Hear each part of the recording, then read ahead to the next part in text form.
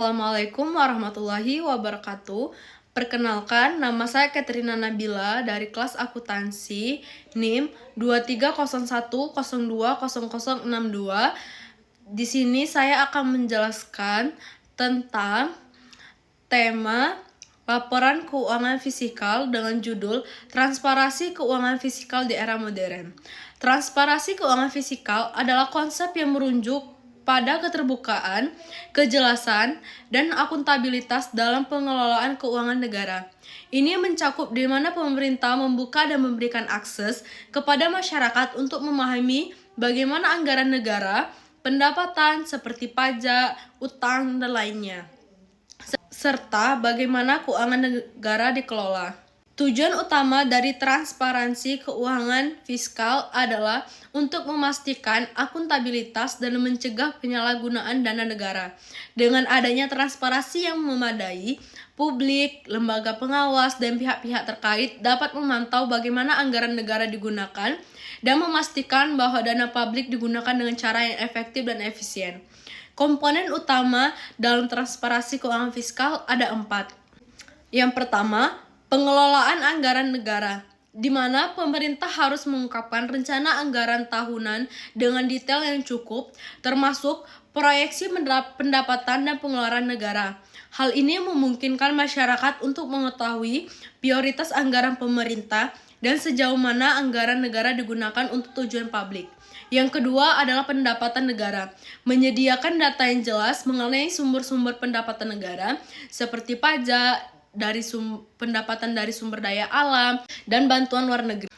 Informasi ini membantu publik memahami dari mana uang negara berasal dan bagaimana kebijakan perpajakan diterapkan.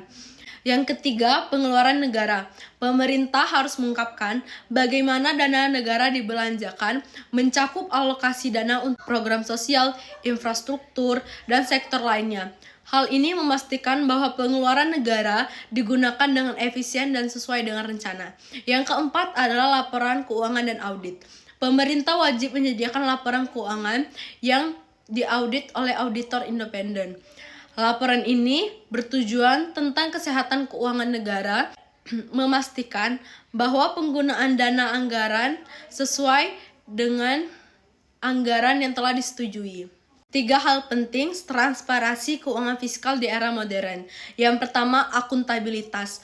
Tanpa transparansi, masyarakat tidak dapat memastikan apakah dana yang digunakan oleh pemerintah digunakan dengan efisien dan tujuan yang benar.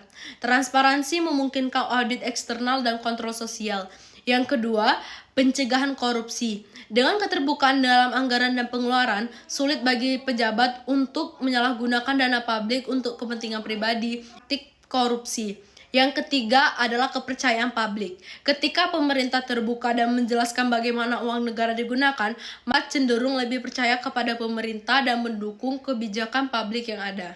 Contoh transparansi keuangan fiskal di beberapa negara adalah seperti negara Singapura, memiliki sistem pelaporan fiskal yang sangat terbuka dengan data keuangan yang tersedia secara online yang memungkinkan publik untuk mengakses informasi mengenai penggunaan anggaran negara.